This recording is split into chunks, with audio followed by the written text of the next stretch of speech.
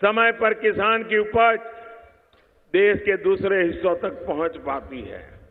साथियों, coastal economy का एक महत्वपूर्ण अंग है ब्लू इकोनॉमी, यानी मछली पालन से जुड़े व्यवसाय, उससे जुड़ा पूरा कारोबार।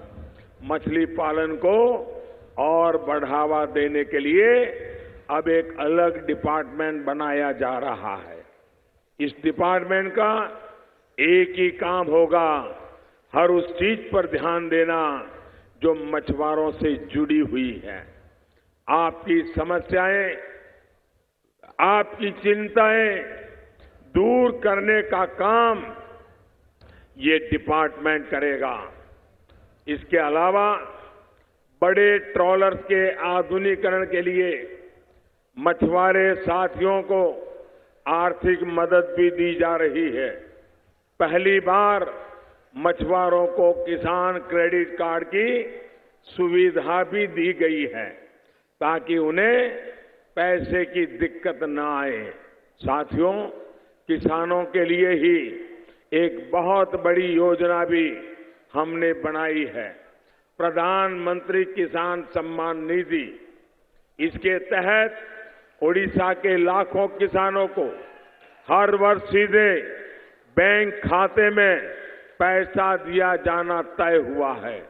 लेकिन यहां की सरकार ऐसी विकास विरोधी है, किसान विरोधी है कि वो किसानों की सही सूची देने से बच रही है। इसलिए मैं कहता हूं कि उड़ीसा सरकार को उसके किए की सजा देने का समय आ गया है।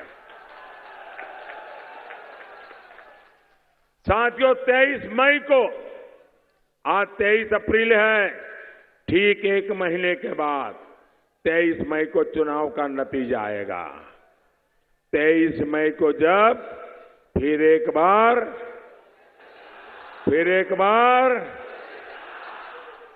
एक बार मोदी सरकार आएगी, यहां उड़ीसा में भी भाजपा सरकार बनेगी।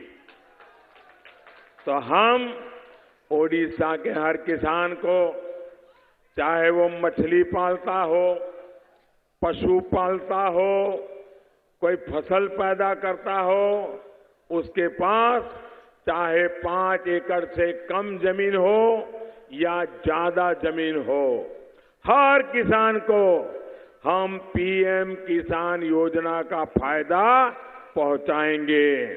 हर किसान के बैंक खाते में सीधे पैसे ट्रांसफर करवाएंगे।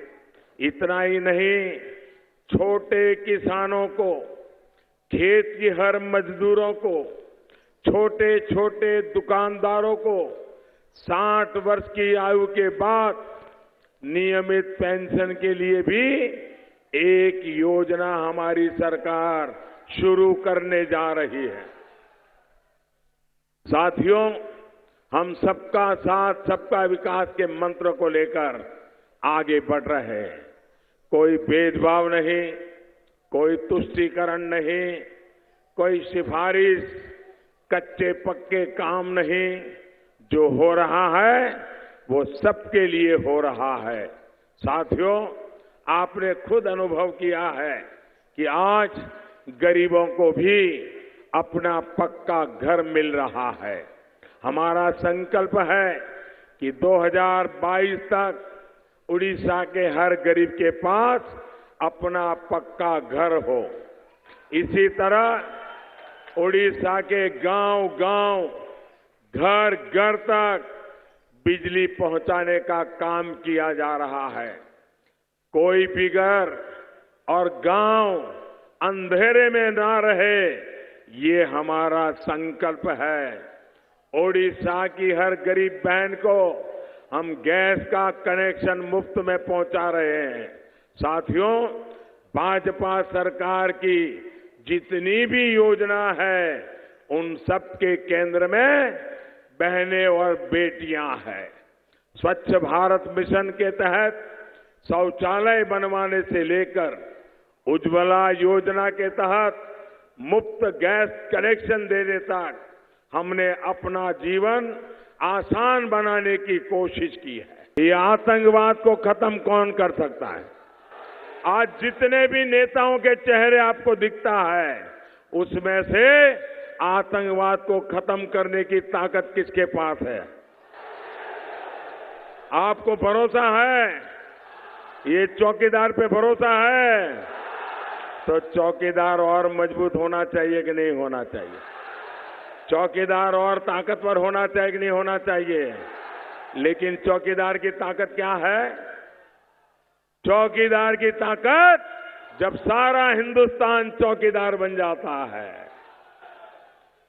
आप मेरे साथ एक संकल्प लेंगे, दोनों हाथ ऊपर करके लेंगे, मुट्ठी बंद करके लेंगे और आवाज भुवनेश्वर में उनकी नींद हराम कर दे। दिल्ली के लोग वीजा के लिए एप्लीकेशन कर दें। आप ऐसी आवाज लगाइए और आपको बोलना है चौकीदार। क्या बोलना है? क्या बोलना है?